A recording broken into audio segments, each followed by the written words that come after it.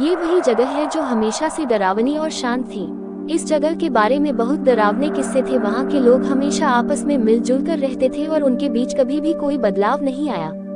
लेकिन एक रात वहाँ कुछ ऐसा हुआ जो किसी ने सोचा भी नहीं था। वह रात का समय था जब बारिश की बूंदें धीरे धीरे गिरने लगी और बादल गरज रहे थे। अचानक एक अजीब सी गुटरगू की आवाज सुनाई दी। लोगों ने सोचा कि यह बस किसी पाइप की आवाज है और उन्होंने इसे ध्यान में नहीं रखा।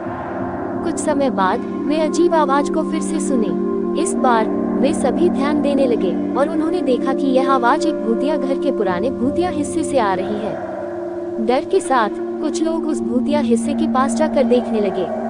वहाँ उन्होंने देखा कि एक भयानक भूत वहाँ खड़ा है, जिसकी आंखों में अंधेरा और डरावनी मुस्कान है। लोग डर से दहल गए थे।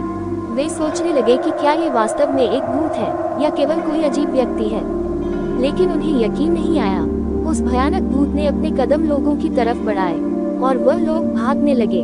उसी रात कुछ और घटनाएं हो गई जो लोगों को डरा देती हैं। वे देखते थे कि भूतिया हिस्से में अजीब आवाजें और प्रेतात्माओं के अंधेरे साए चल रहे हैं और वे साए बहुत ही भयानक थे और वे गांव के भूतिया घर की तरफ जा रहे थे। जब सुबह हुई, लोगों ने गांव के पुराने बुजुर्ग को इस सभी घटनाओं के बारे में बताया।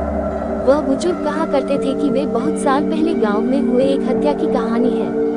उन्होंने बताया कि एक समय के अंधेरे रात में एक व्यक्ति ने उसी भूतिया हिस्से में अपनी पत्नी की हत्या कर दी थी।